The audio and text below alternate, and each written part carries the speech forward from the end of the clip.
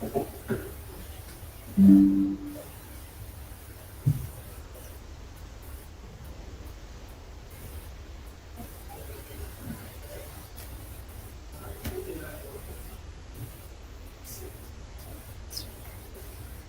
morning, everyone. Myself, Dr. Manpreet Kaur, first year PG scholar. On behalf of Department of Kayachikitsa, GJ Patel, Institute of Ayurvedic Studies and Research, a heartiest welcome to one and all who joined this webinar, which has been arranged with respect to World Hepatitis Day that is observed on 28th July every year to raise global awareness of hepatitis. This date was chosen to honor birthday of Dr. Baruch Blumberg, the Nobel laureate who discovered the hepatitis B virus and developed diagnostic test and vaccine for that in 1960s. This year's theme being It's Time for Action, as there is an urgent need for swift and decisive measures to tackle hepatitis on a global scale, as it is one of the most prevalent diseases, being seventh leading cause of mortality worldwide, with overall death rate of about 13 lakhs per year. In this regard, Department of Kayachikitsa, GJ Patel Institute of Ayurvedic Studies and Research, Anand, Gujarat, has arranged this webinar on healing hepatitis with Ayurveda, discovering ancient wisdom for modern health challenges. Now, let me welcome Dr. Ruchi ma'am and Dr. Swati ma'am, Assistant Professor, Department of Kayachikitsa, for the prayer session to commence this webinar with positivity.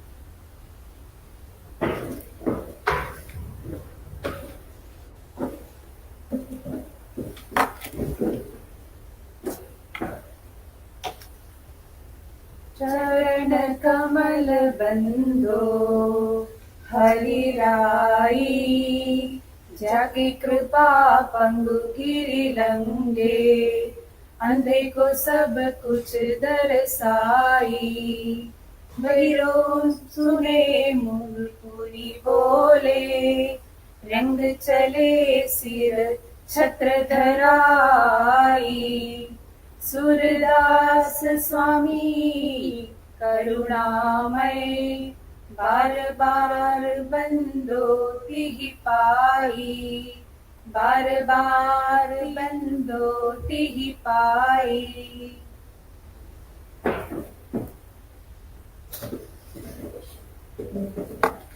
Thank you, ma'am.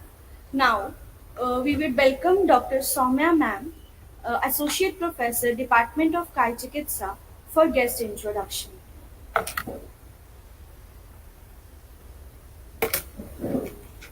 Thank you, Dr. Manpreet.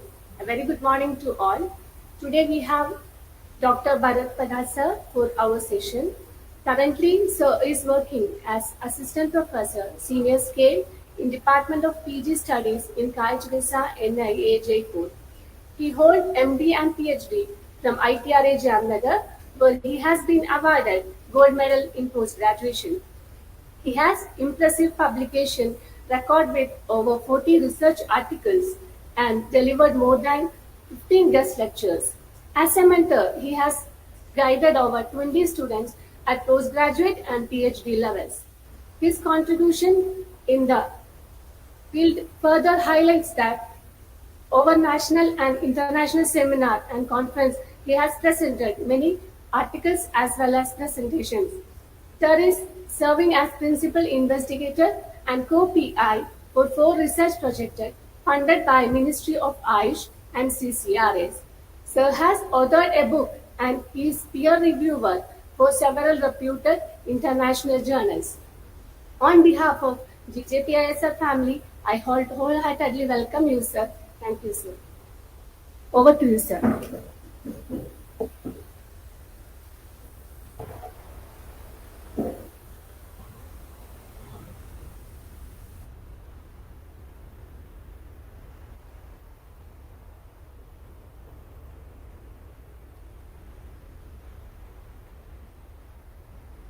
Hello.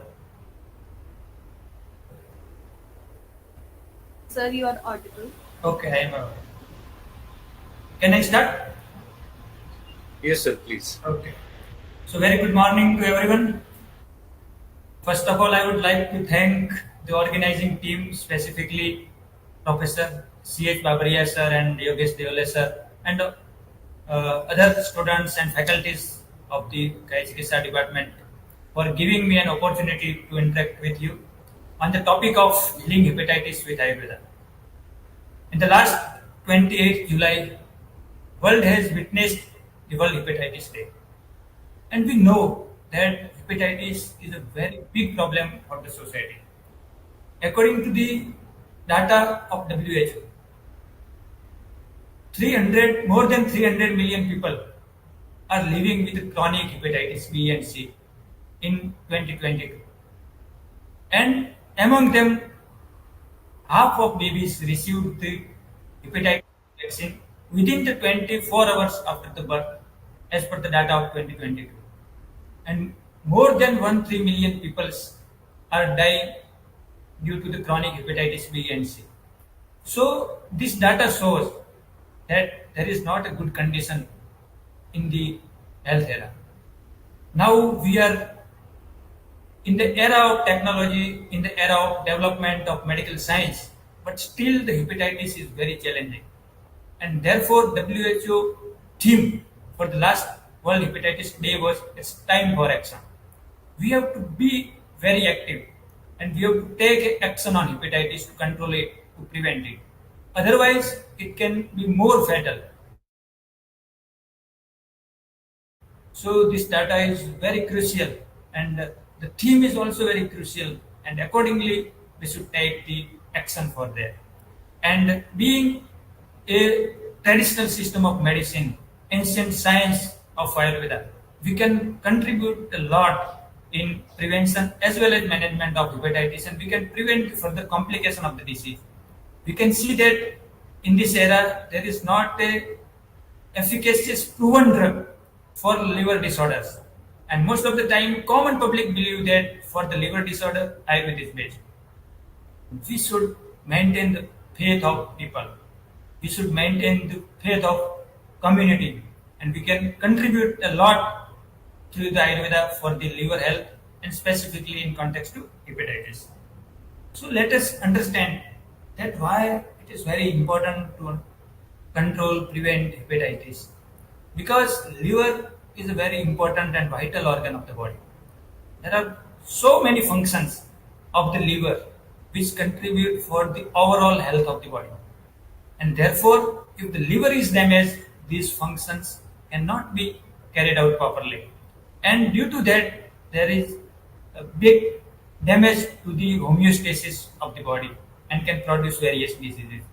So, one of the most important functions of the liver is the metabolism. And liver plays a central role in the metabolism of carbohydrate, proteins and fat. If the metabolism is not good, then a lot of non-communicable disease can occur. Because nowadays we are also facing various non-communicable diseases.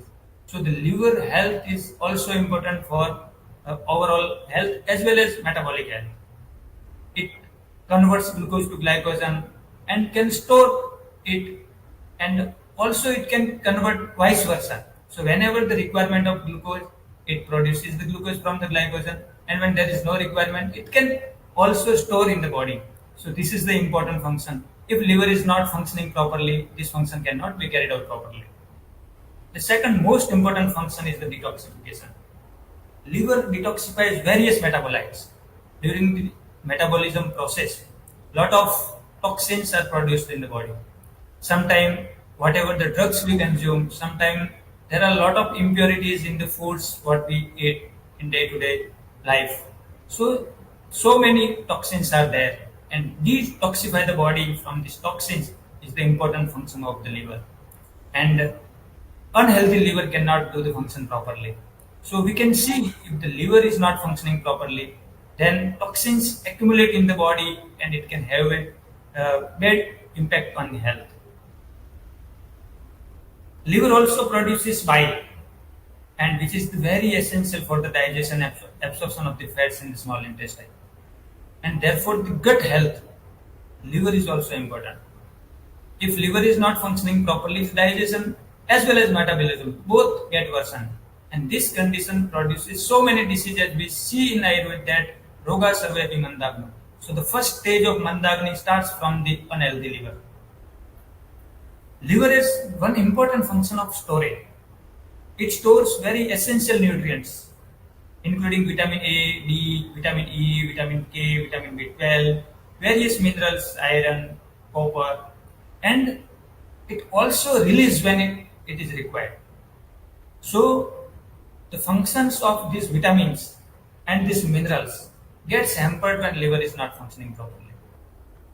It synthesizes various plasma proteins and also regulates the blood clotting process. So liver is not only doing one single function. So many multidimensional functions are being carried out by the liver. Liver is also important for the immunity. Immune system can function properly if the liver is healthy. And for that, there are special cells in the liver, upper cells, which are the part of the immune system, and they help to remove the bacteria and other pathogens from the blood. Liver is also important for the hormone metabolism and cholesterol metabolism. Like we can see that various hormones, insulin and sex hormones, are being metabolized in the livers. And cholesterol synthesis, always storage of the cholesterol, breakdown of the cholesterol and triglyceride also occurs in the liver. We can see that liver is also important in the conversion of ammonia. The liver converts toxic ammonia into the urea, and which then easily can be excreted by the kidneys. So we have learned that there are a lot of functions of the liver, and healthy liver how contributes for the overall health of the body. So just unhealthy liver does not mean that liver cells or specific part of the body is not functioning properly. But due to that, most of the system related with the liver gets hampered, and due to that, its impact may be on the overall all the system of the body. So after seeing the normal functioning of the liver, let us understand what is hepatitis, and in hepatitis, if liver is not functioning properly, then how these functions get altered and how its impact occurs in the body. So we all know that what is hepatitis? Hepatitis is simply the inflammation of liver cells, and the causes of the hepatitis or inflammation of the liver are various causes like heavy alcohol use, the person who are taking excessive alcohol. Sometimes autoimmune disorders are also causes hepatitis. Sometimes hepatotoxic drugs can also produce the hepatitis, and some toxins, specific toxins like pesticides, etc., when consumed with the food, then they can also have a impact on the liver health and can produce the hepatitis. So the most frequent cause of hepatitis is mainly virus, and due to the viral infection, if hepatitis occurs, then it is called viral hepatitis. In the day-to-day practice, maximum cases what we face is in the OPD level, they are viral hepatitis. In some area, there may be some alcohol or drug or toxin-induced hepatitis, but the prevalence of that particular hepatitis is very less. So we mainly focus on viral hepatitis. And there are several different strains of the viruses. There is not a single virus that can cause the hepatitis. Various strains are there. The most common strains of this virus which causes the hepatitis are hepatitis A, hepatitis B virus, and hepatitis C virus. D and E are also there, but they are not so common. They are rarely encountered. The severity and duration of the disease depends on the various pathogens and comorbidities in the patients. Because in every patient, the severity may not be the same. Because everyone has their own immunity and process of fighting with the pathogens. So, according to the age of the patient, according to the immunity status of the patient, comorbidity of the patients, there may be a different presentation of the disease. And accordingly, there may be the severity and prognosis. So based on the etiology of hepatitis, the severity may be mild, and in mild kind of hepatitis there is no symptoms at all. So on the routine investigation, sometimes patient have some other issues, and we go for the laboratory investigation. We can find that the person is suffering with hepatitis. In severe illness, sometimes it requires the liver transplantation because here there is complete chances of liver failure, and in that condition, life is in such a condition that person can die if we cannot take the intensive measures, and therefore we cannot ignore this disease, because if we cannot treat the disease in mild to moderate form, then the last option remains only liver transplantation, and it is not easy to do in country like India. According to the duration of the infection, hepatitis can be further classified as acute hepatitis or chronic hepatitis. So sometimes the hepatitis is self-limited and resolves quickly without any treatment. We can see that sometimes patients have jaundice-like condition and they take the rest at home and maintain the proper diet. So sometimes there is no requirement at all for the intervention or medicines. But sometimes the person is not taking proper diet, or there is some other disease condition, comorbidities in the patients, then the condition worsens. And therefore, the infection lasts for a long time and the infection becomes chronic. And due to that, there may be various kind of complications, and the most important and fatal complication is the cirrhosis of liver. And we have seen that in cirrhosis of liver nowadays there is not a cure that we can reverse the condition. And once the patient is reached at that stage, then lastly person may have to die, or sometimes in some cases liver transplantation can save the life. So we have seen that some individuals may rapidly progress to the fulminant liver failure, and some may be asymptomatic carriers long life. So it depends on the immunity status. So we should not be lazy to identify the disease condition. Although the person is asymptomatic, we should be very alert. We should be very vigilant, and with the time we have to check the status of the liver, and accordingly we have to advise the lifestyle and treatment.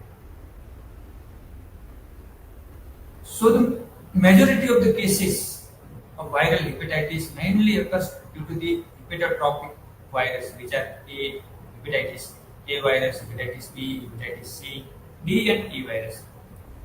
It is unclear. Some scientists believe that hepatitis G virus is there, but it is not sure that it is pathogenic in humans or not. But in other animals, it may cause hepatitis. So the other common causes of viral hepatitis may be cytomegalovirus, Epstein-Barr virus, herpes simplex virus, and varicella zoster virus also not a common cause. They are very less common.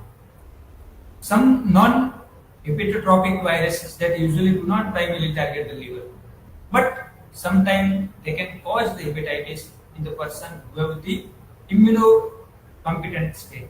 So in that case, some non-hepatotropic viruses can also cause the hepatitis. But mostly our focus should be on hepatitis A, B, C and D virus. Others are very less common. So according to the strain of the virus, the hepatitis can also be classified as hepatitis A, hepatitis B, hepatitis C, hepatitis D and hepatitis C. So the source of virus for hepatitis A is ficus, and route of transmission is fecal-oral route.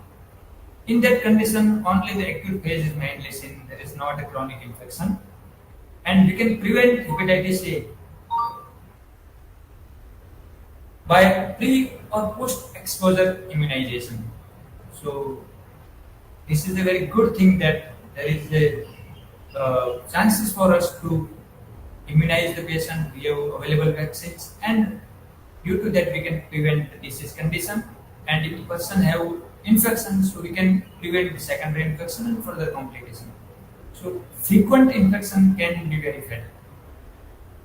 For hepatitis B, hepatitis C, and hepatitis D, the sources of virus is blood or blood-derived body fluids. And mostly this virus transmit in the body through percutaneous or permucosal. And these three viruses, B, C, and D, can have a chronic infection. So if there is a chronic infection, then there is a chronic damage of liver cells. And chronic damage of liver cells can result in cirrhosis of liver or other serious liver injury or diseases. So for that viruses or hepatitis, there is some preventive measures.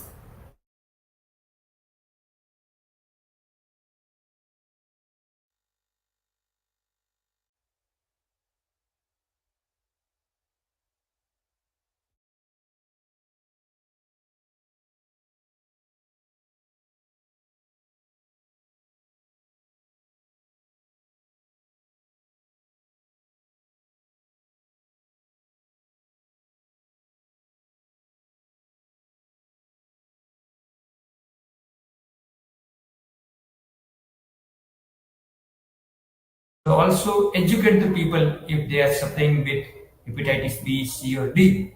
Then they should be very alert that they don't come in the touch with the people directly. There may be a touch of blood or body blood derived body fluids.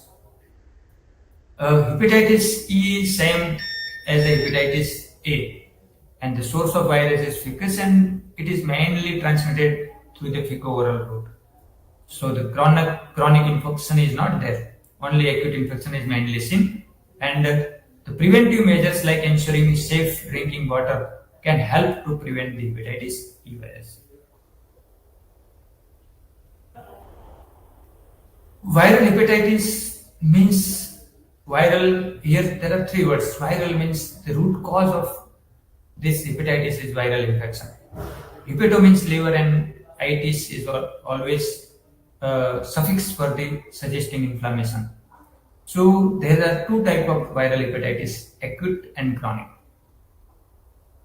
If the infection is less than 6 months duration, then we consider it as an acute infection or acute viral hepatitis.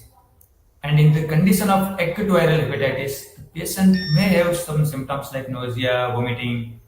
Sometimes there may be pain in right upper quadrant of the abdomen, and there may be tenderness in the liver. Sometimes there may be increased level of bilirubin. Not in always all cases. Sometimes patient may be asymptomatic and there is not altered liver function in the initial phase. But once the infection at a high, in the very active phase, the bilirubin will be very high, and accordingly the symptoms may arise like jaundice, sometimes pruritus, dark urine, clay colored stools. Whatever the symptoms of jaundice are there, we can see in the patients. And the patients may have a hepatomegaly if the inflammation is very big. In the chronic type of viral hepatitis, the duration is mainly more than 6 months. If after exposure to the virus, specific hepatotropic virus, person have a continuous process of inflammation more than 6 months, then we consider as a chronic hepatitis. And some cases of chronic hepatitis are asymptomatic. So this is very big issue that acute as well as chronic cases of hepatitis sometimes very asymptomatic.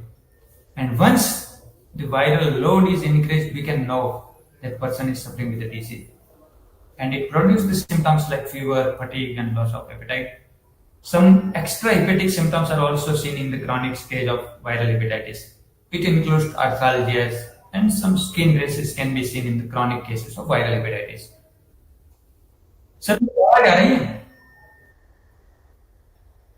Hello? Hello? Yes, sir, you are Yes, audible. sir. Yes, sir. Okay. You're तो audible. यहाँ पे electricity चली गई थी तो मुझे लगा कि इंटरनेट कनेक्शन डिस्कनेक्ट नहीं हो गया, आ रही है तो ठीक है। लेकिन बीच में बीच में थोड़ा हुआ था, हाँ। but it is going good. Okay sir, okay. So as we've seen that there are two types of hepatitis, acute and chronic. So acute is mostly in the initial phase, acute is asymptomatic infection and mainly it recovers automatically. Sometimes it doesn't require the treatment. And sometimes acute symptomatic infection which requires some treatment, some specific dietary lifestyle modification. And if it is a very big infection or the person is immunocompromised and the viral load is more, so in that condition there may be fulminant hepatitis and it is fast and very furious and causes sudden and severe liver failure. So acute becomes very dangerous in the condition when the person have a compromised immunity and the viral load is very high. So this condition is very fatal. Otherwise, in acute phase, there is no big issue. Most of the time, it gets recovered automatically, or sometimes with some normal symptomatic treatments, we can cure the acute hepatitis. But chronic hepatitis is very severe because in chronic hepatitis, the liver cells get damaged day by day, and due to that, the condition of cirrhosis of liver occurs. And when cirrhosis of liver is there, so the normal function, whatever we have discussed previously, these functions get altered. The functions cannot be carried out properly by the body. And due to that, there is an impact of this liver dysfunction on the all body systems. And we can see that homeostasis of that particular persons get dearranged due to the chronic hepatitis. And sometimes the persons who have chronic hepatitis have more chances of cancer, specifically hepatocellular carcinoma. So chronic hepatitis is very big matter of concern, and we should be very vigilant to look for that person is not going in the stage of cirrhosis of liver, person is not going in the stage of cancer, or person is not going in a stage like various organ dysfunctions which can result in the death of the person. So chronic hepatitis should be dealt with very carefully. So let us discuss about various type of hepatitis. Hepatitis A, in that condition, most of the hepatitis have similar clinical picture. But specifically in hepatitis A, person may have vomiting, fever, jaundice, pain in right side of the abdomen, upper quadrant specifically, and some digestive disorders like constipation may be there, some bloating may be there. So if the person with such symptoms come to us in our OPD, so at least we have to screen the case. There may be chances of hepatitis. Not always that these symptoms are directly associated with hepatitis, but in some condition there may be hepatitis A. So we should screen it. So what are the laboratory investigations which can help to diagnose the hepatitis A? Mainly hepatitis A virus has an incubation period approximately of 4 weeks, and the replication of this virus is limited to the liver. But the virus can be present in the liver, bile, stool, and blood during the later period of the incubation, and also in acute, pre-ectatic and pre-symptomatic phase of the illness. So in the case of acute hepatitis with a clinical jaundice, there may be high level of serum bilirubin. It may be more than 2.5 milligram per deciliter, and sometimes ALT is high, 10 times high than its upper normal limit.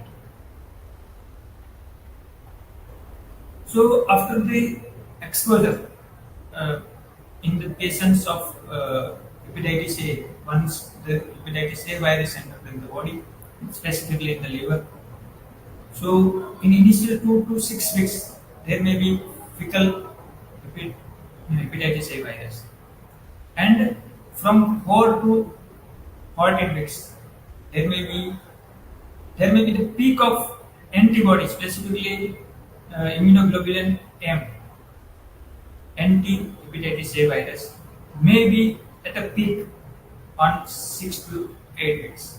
and they decline nearly about the 14 weeks. And in the chronic stage, immunoglobulin G and T HAV increases. In the initial phase, from 4 to 12 weeks, it will be mild to moderate. But in the later phase, after the 16 weeks, it may be high in the person suffering with hepatitis A. So the detection of anti-hepatitis A virus antibody in the serum is very important for the diagnosis of the infection, as the hepatitis A virus is present in blood transiently during the incubation period. So we cannot directly measure it, but antibodies can help us. So IgM antibody again.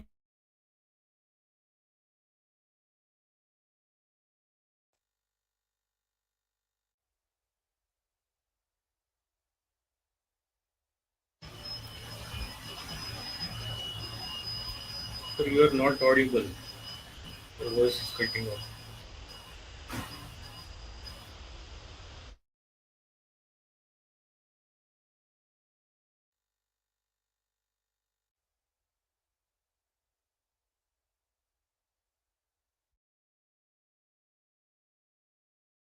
Acute infection. So IgM antibody against HIV is the hallmark of diagnosis of the acute infection. And IgG antibody against the hepatitis A virus is a hallmark of the past infection, or the patients who are vaccinated can have also IgG antibody against HIV present in the body. So serum aminotransferase, aspartate aminotransferase, and ALT also increases to a variable degree during the prodromal phase of the illness.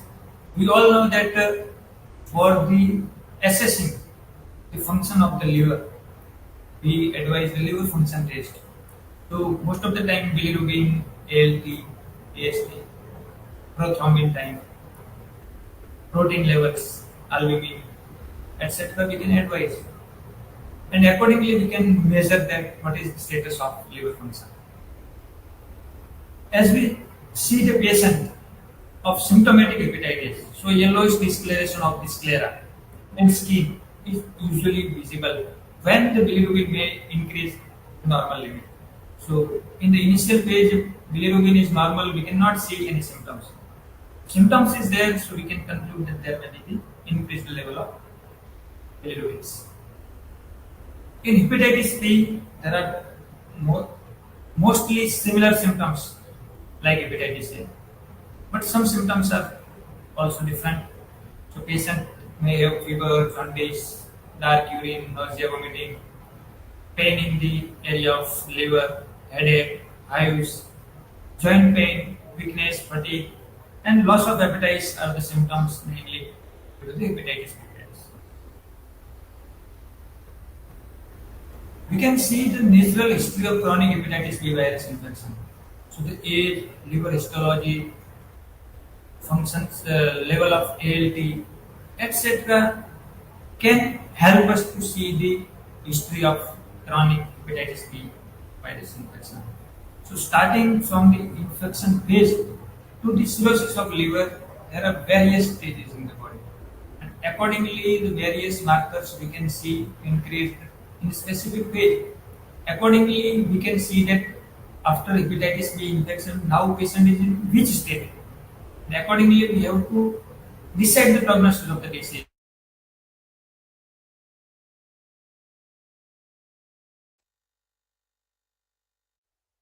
As well as considering the prognosis of the disease. For diagnosis of hepatitis B, mainly laboratory testing during the acute phase shows that the concentration of alanine and aspartate aminotransferase levels, ALT and AST, may be very high. Sometimes they are up to 1000 or 2000 international units per liter. So when we see such kind of hike in the AST and ALT, then we can inference that there may be hepatitis B virus. So typically in the acute phase, such kind of ALT is very high than AST, and serum bilirubin concentration may be normal in patient with enteric hepatitis. So when there is not icteric virus, then there may be normal bilirubin. But if person having icterus, then the serum bilirubin will be very high. So the prothrombin time is the best indicator of the prognosis. If person is suffering with hepatitis B, then for the prognosis purpose we have to advise prothrombin time. If in patients who recover, the normalization of serum aminotransferase usually occurs within 1 to 4 hours. So once patient is getting improved symptomatically, but it takes the time to get normalization of the serum aminotransferases. So within 1 to 4 months, this aminotransferase occurs normal. Otherwise, patient get recovered from the symptoms. And persistent elevation of this serum ALT, mostly if persons have chronic elevation of alanine transferase up to 6 months, then it indicates the progression of the chronic hepatitis. This is very serious condition. How we can assess and stage the hepatitis B virus chronic infection? So sometimes the routine assessment of hepatitis antigen, surface antigen positive persons is needed to guide management and indicate the need for treatment. Generally, serological markers of hepatitis B virus very useful. Sometimes the measurement of hepatitis B DNA level is required, and sometimes we can assess the severity of the liver disease, damage of the liver by the liver enzymes. So some non-invasive tests such as AST to platelet ratio index 5-4 and fibroscan can help to evaluate the status in the chronic phase. Because in chronic phase there is a chance of cirrhosis of liver. So the fibroscan 5-4 is required. That how the liver has damaged.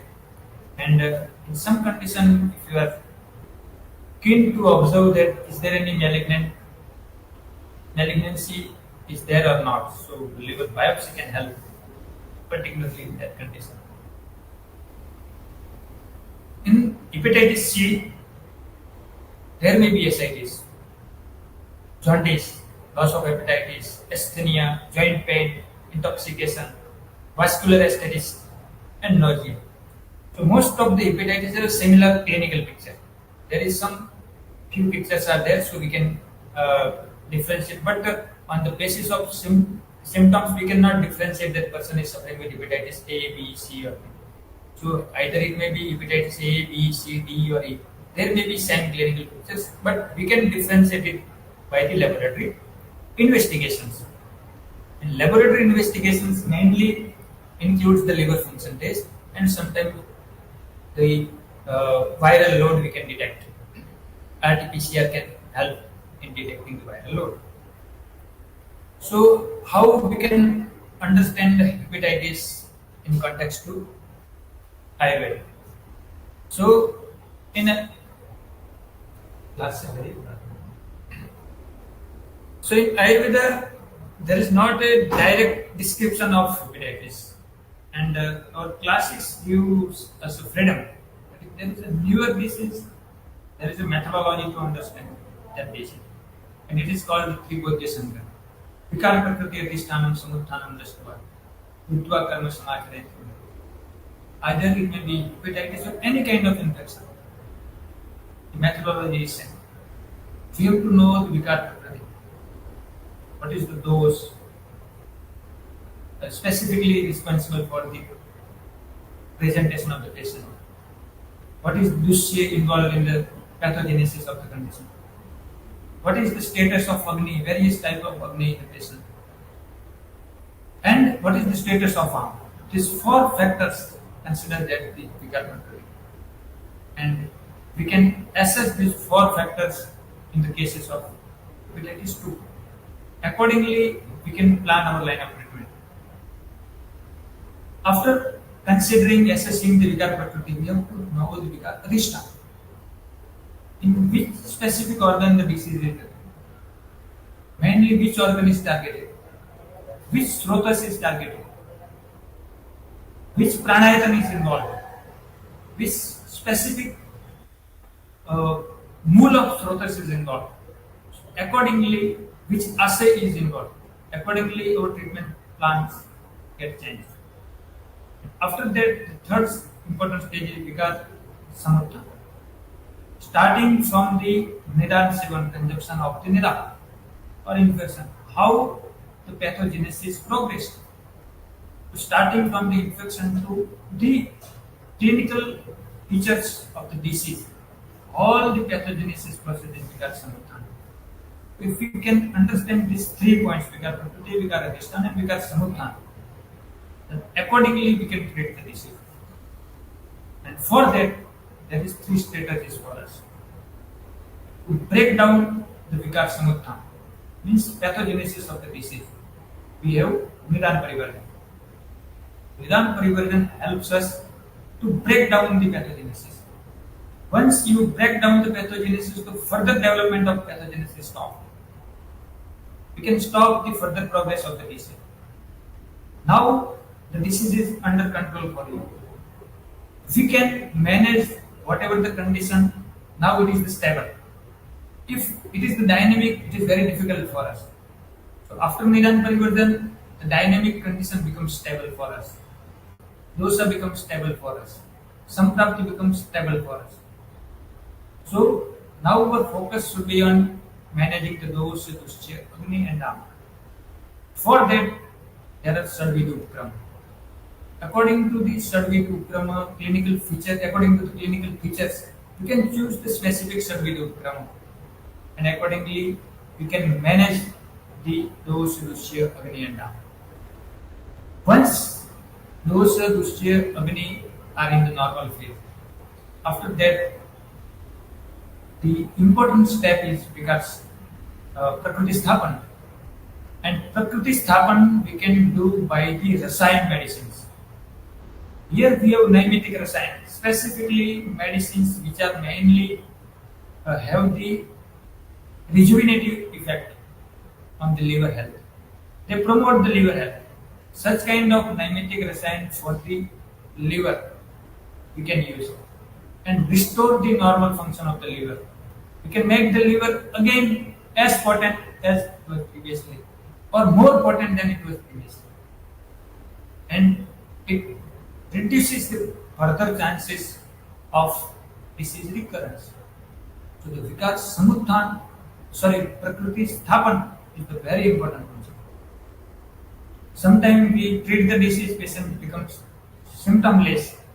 So we forget to provide the medicines for the preventive aspect. As a doctor, it is also our duty that once the patient is clinically free from the symptoms of hepatitis or any kind of disease, we have to also focus on the Prakriti Sthapan. So the clinical feature of hepatitis can be compared with various diseases. So always we cannot say that hepatitis is a similar condition in Ayurveda. Some clinical features may be similar to some specific disease condition as mentioned in Ayurveda. So it varies person to person.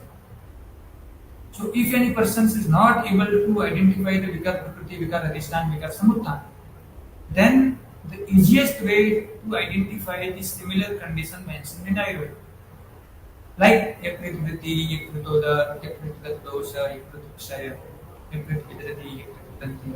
These are not Ayurvedic terms, but specific Ayurvedic terms like Pandu, Kamla, Kumbh Kamla, Panki, Alima, Alas. These are the diseases which are similar to the various presentation of the hepatitis.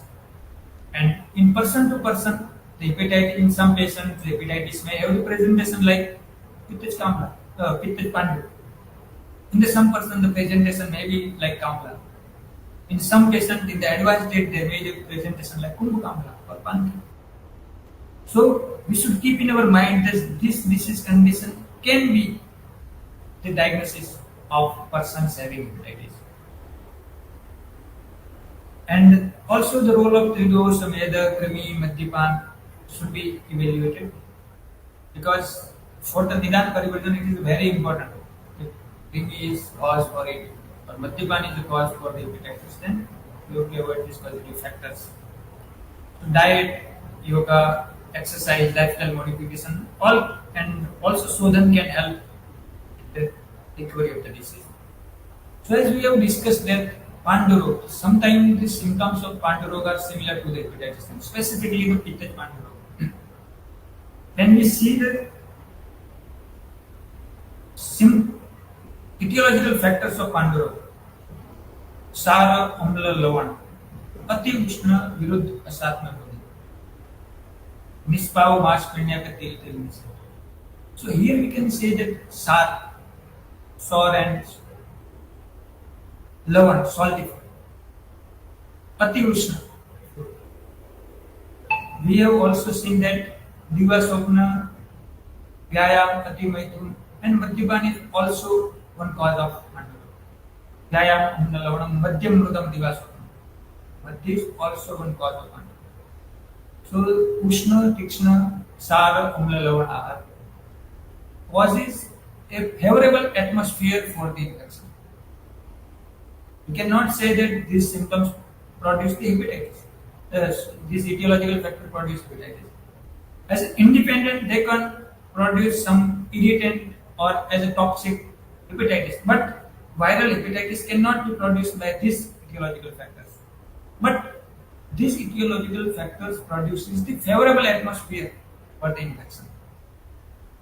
So if a person avoid these etiological factors, then the affection of specific type of hepatitis producing viruses can be minimized.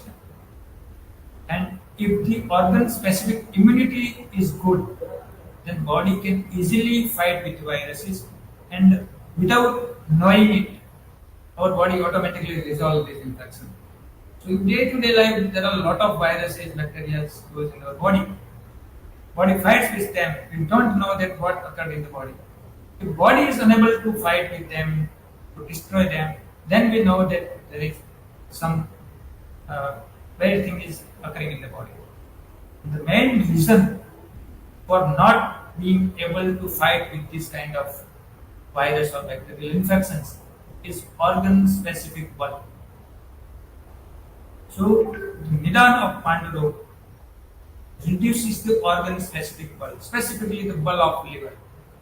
And if liver is weakened, then any kind of viruses can, once enters in the body, liver cannot easily fight with them. Sometimes due to the seasonal changes, sometimes suppression of Vegas also impact on the liver function. Psychological factors, excessive stress, fear, anger, grief can also impact the liver bulk. And we all know that if there is liver impacted, liver is affected by these viruses or due to these nidanas. So there may be presentation of the disease. And in that condition, the dhatu cannot function properly. There may be diminished varna, vala, sneha, and all the guna of Oj. Here Oj bulk. And if Oj is decreased, so further body becomes weak to fight with the infections. So these are the symptoms. So in initial phase, most of the time we have seen that in hepatitis there is not a prodromal phase, or sometimes patient is asymptomatic.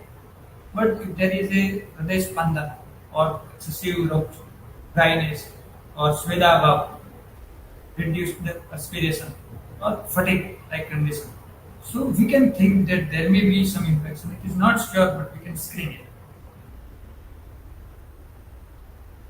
As we have discussed the clinical features of hepatitis, so most of the clinical conditions or symptoms of hepatitis are similar to the Pandurog, and we can manage if the symptoms of hepatitis is most similar to specific type of Pandurog. Like in Paitic Pandurog, there may be jwara, daha, trishna, murcha, pipasa, excessive thirst, pit mutra sakranara. There may be yellowish discoloration of urine and mucus. This clinical feature of Phytic Pandu is more similar to the acute phase infection or acute hepatitis. So in this condition, there may be sour belching, there may be burning sensation in the epigastric region, there is foul smell from the stool, so weakness, etc. symptoms may be there. And this case can be treated according to the line of treatment of Pandu. In some patients, the clinical feature of hepatitis may be similar to the Kamla. In Kamla, mainly yellowish discoloration of the skin, nails, face, mucous membranes, and yellowish discoloration of the stool and urine is mainly seen. There may be indigestion, burning sensation, weakness, etc.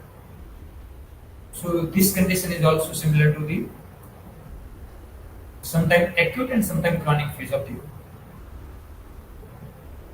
hepatitis. The treatment plan of any kind of Pandu is Sodan.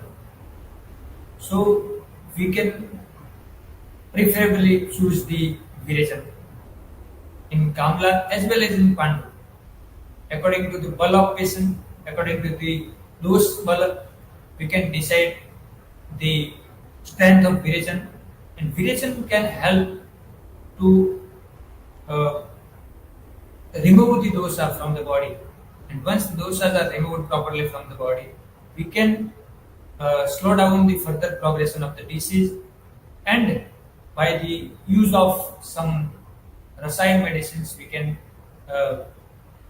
prevent the complications. After that, if patient is in initial phase, we are able to give the Sodan, and patient is suitable for the Sodan.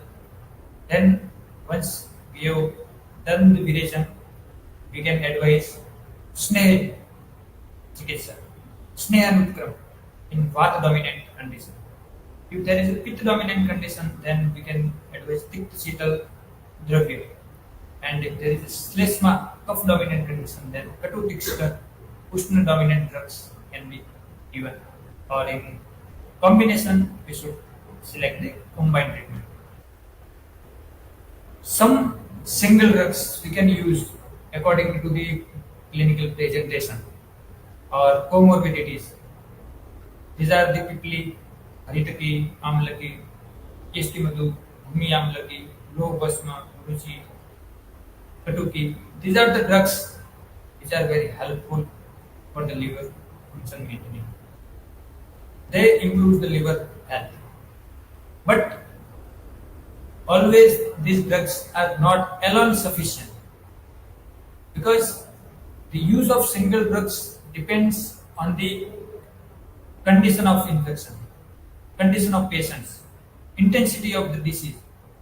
So always we should not prefer only use of single drugs, but in initial phase, if there is mild to moderate condition, so we can give the single dose.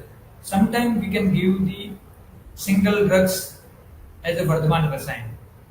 Like quickly we can give in a Vardhaman form, not as we give for particularly for specific Rasayan. But according to the bulk of patients, we can start from minimal dose to most tolerable dose for particular patient in the Vardhaman form. Or accordingly we can also give the other drugs. Once the liver in the phase of recovery, in acute phase we cannot give the Kriya Yoga. In acute phase, we have to start some Ukram. Once Ukram have done, we have managed the Vikar Prakriti like those Dusya, Agni and Nam. After that, for the restoration of the functions of the liver. In the latter phase, we can choose the Kriya Yoga like Dharima Kriya, Panchagavya Kriya, Mahatikta Kriya, Kalyana Kriya, Pathya Kriya, Danti and Tukati Kriya. In initial phase, in acute phase, we can use Churna Yoga combinations like Trifla Churna, Amlaki, Visaladi Churna, Navayas Churna, Tapyadi Churna. Quads like Faltrika Quad specifically indicated for Pandu and Kamla. It can be used. Punarnavasta Kvat when patient have venous sarca. That in that condition, Punarnavasta Kvat will be helpful. Vasadi Kvat, Udichadi Kvat may be helpful in the there is coagulation defects in the patients, and sometimes there is a excessive fever. So in this condition, our first choice should be Kvat and Chur in the initial phase, and the Grip should be the later choice. Asavarist also we have discussed that Madhya is one of the cause of the disease. They are not always used in the initial phase, but in the later phase when the patients have diminished digestion, to restore the digestion and metabolism, in the later phase we can advise the Asavarist, like Bijakarist, Dhatriyarist, Kumaryasav, Luhasav. The patient is so anemic, and due to that there is a loss of appetite, weakness, etc. So Luhasav can be used as a drug. Punarnavasav, Draksasav is also used in anorexia. Madhvasav and Daktamikrat can be used in the later stage as per the clinical features of the patient. Sometimes the disease is very intensive and it requires a symptomatic controlling of the disease. So in that phase, Rasaushadhi should be prepared. Punarnava Mandu, Navayas Lo, Vidangadi Lo, Dhatri Lo, Swarnamaksik Vasma, Tapyadi Lo, Sudsekar Ras. Among these drugs, according to the condition of the patient, according to the comorbidity of the patients, you have to choose. Suppose if the person is obese, person have low HB, and also there is increase the clay in the body, and the presentation of hepatitis. So within that, the low may be the choice of. If patients have more symptoms of GI disturbance as well as Pandu, then Navayas low may be the choice of. Same if there is a pitta dominant condition, then there is Daha like condition, then Dhatri low may be the choice of drug. Swarnamaksik and Tapyadi low may be the choice of drug when there is the involvement of Majjadhatu, and if patients have gastritis like condition, Vidagdajana like condition, Sudsekar Ras can be used in the condition of hepatitis. So this is all about hepatitis. If you have any query, I would like to discuss more, because one-sided lecturing is not enough for gaining the knowledge. So discussion helps to personalize and individualize learning. So we will discuss if you have any kind of query. Thank you.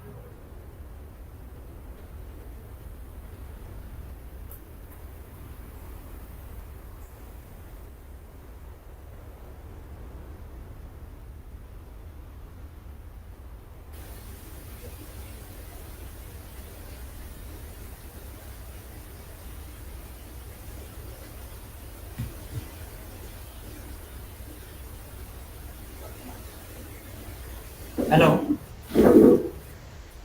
Thank you, sir, for enlightening us with your prospect.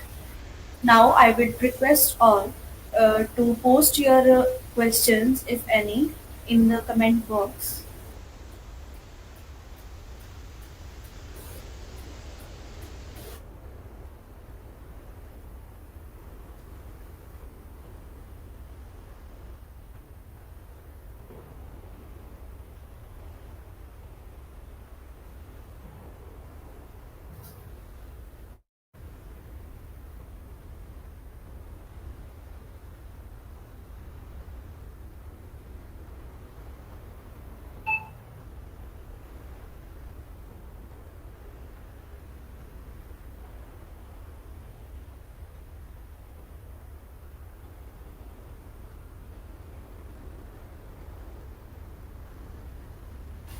Sir, there are some questions from the students. Okay. First one is there any effect on viral load by Ayurvedic medication in hepatitis? Means they ask that we can manage viral load by Ayurvedic medicine or not. Yes, sir. Okay. So there are, I can share some case studies. So we have three patients running now having hepatitis B virus, and we have treated successfully these cases. They are not absolutely free from the viral load, but the initial phase when patient came to us, they were on the modern medicines, and their viral load very high. We have advised the viration. After viration, the viral load was significantly reduced, and once body is purified by the viration, we mostly advise patients Rasayachikitsa. My most favorite treatment for is Rasayan Churna, Guruchi Buksura and Amalaki. So only these drugs along with sometimes Shatavari I add. Continuous 6 month this therapy helps patient to become symptom free, and viral load doesn't increase at all. So once after 3 months, every 3 months when patient get report, so every time the viral load get decreased, but doesn't increase. So this is the good thing that with the help of Ayurveda, we can decrease it slowly. But if the patient is not taking Ayurvedic treatment, so in some cases the viral load increases, sometimes it goes in the advanced stages. We are not sure that how much the duration is required of treatment for completely uh, reducing the viral load. Depends on the bulk of the patients. But definitely we can reduce the viral load with the viration as well as Ayurvedic Naimatic Rasayan specifically for liver. I Thank you, hope. sir. Okay. Next question is, would administration of Ras Aushadhis be safe and effective in hepatitis, and for how long we can administer them? Yes, very good question. Uh, Most of the time we feel that Ras Aushadhis are hepatotoxic. Yes, it may be hepatotoxic if we are not using as per the classical instructions. If we use the well prepared medicines as per the classical procedures and classical instructions, then there is no any side effect of Rasaushadhi. But if we use simple plant medicine without or ignoring the classical instructions, then simple plant medicine can also have a harmful effects, side effects. So the damage to the liver or side effect of the drugs depends on how you advise the patient. So safely, wisely, if you have chosen the Rasaushadhi as per the condition of the patient, prepared as per the classical methods, then there is no issue at all. How long we have used the medicine, it depends on the disease condition, condition of the viral load, patient situation. We can mostly give 2 to 3 months. I have given Arogya Vardhini Bhati up to 3 months in the patients. And giving the Arogya Vardhini Bhati, day by day, the liver function of the patients was improving. I have never seen the patients that giving the Arogya Vardhini Bhati, their liver function hampered. So up to 3 months I have experienced that it is safe. Thank you, sir. And next question is, effect of Patol gun in hepatitis. Yeah, absolutely. There are. I have given only one idea. This is not a complete list of the medicine. Patol is also those the drugs which are tick the sital. We can advise. So patologically gun surely can be beneficial according to the availability of the drugs. You can choose any of the drugs. So principle is very important because in south the people may have certain choice of drugs. Is in north there may be certain drug of choice. So pathology work or gun is also useful in managing the clinical features of the hepatitis. Can use it.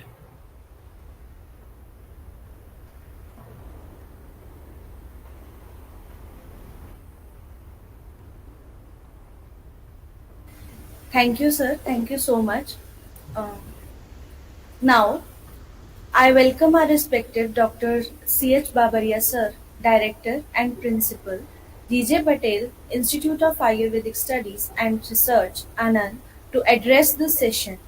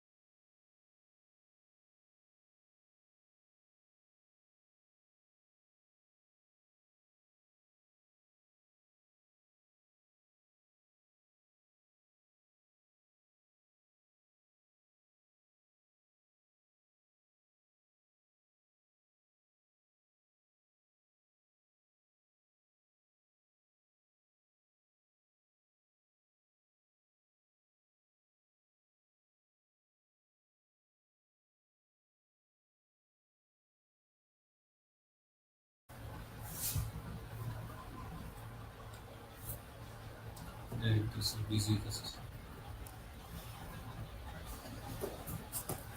Hello. Hello. Hello. Namaste, Dr. Bharat sir. Namaste, namaste, ma'am. Namaste. So, Director sir is busy with some meeting. So, behalf of our college, CBM University, Kayachikitsa department, we are very thankful to you, and we are also may connected with you in future for many queries and many new ideas what you are already discussed. I hope our students, UG students, PG scholars, and staff also have definitely have few ideas and new approach to see the liver function and the hepatitis related dysfunctions and normal functions also. So I congratulate Department of Kayachikitsa for this organizing this webinar, and I am again thankful to you from our college and university as you accept our invitations and deliver a nice lecture on this webinar. Thank you, sir. Thank you. Sir आगे join हो गए. Sir join है, देखते हैं. Sir join हो गए. Yes. Sir is also there. Yes. Yes, sir.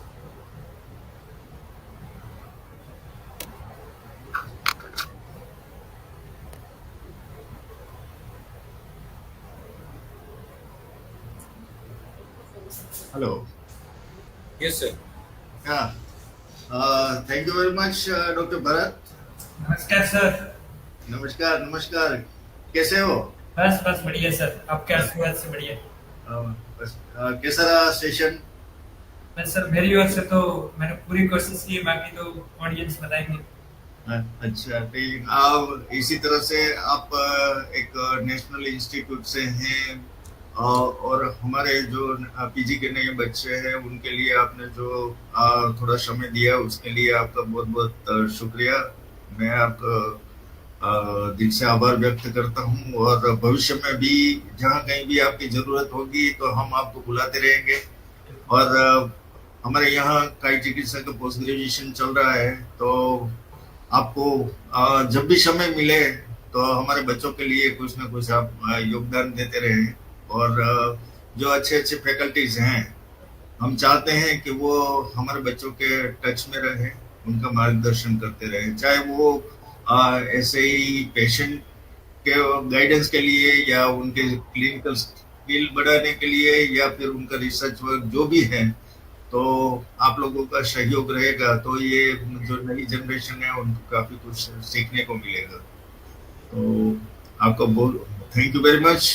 Thank you, sir. The time for us.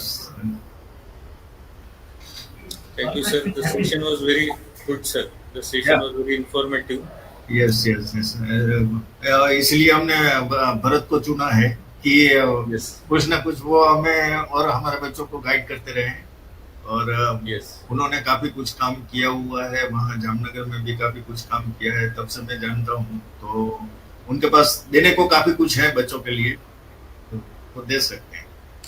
Yes, sir. Yes, sure. Okay. Thank you, sir. Thank you, sir. Dr. Mantri. Yes, sir. Thank you so much, sir, for your informative prospect. Now I would like to welcome Dr. Ramesh, sir, for the vote of thanks.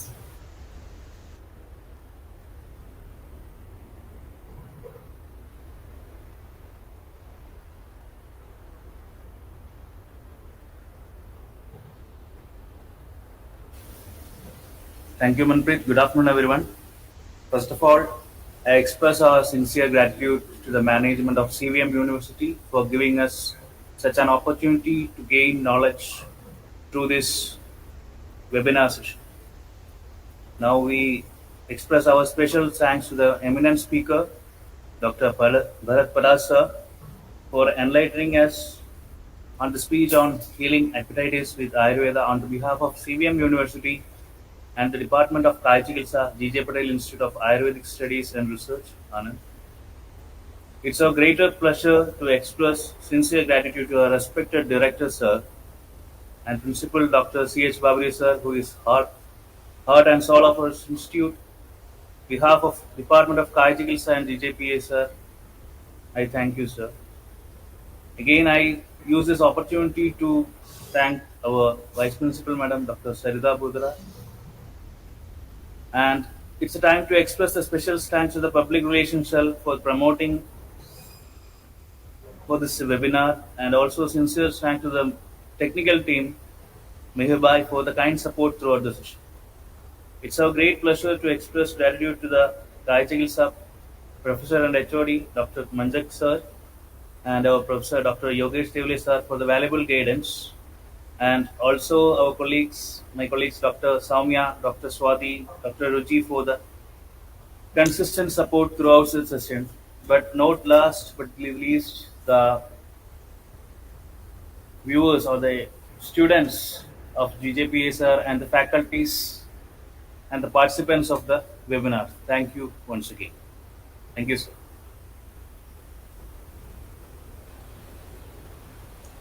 Thank you, Bharat sir, for your kind time and very informative session.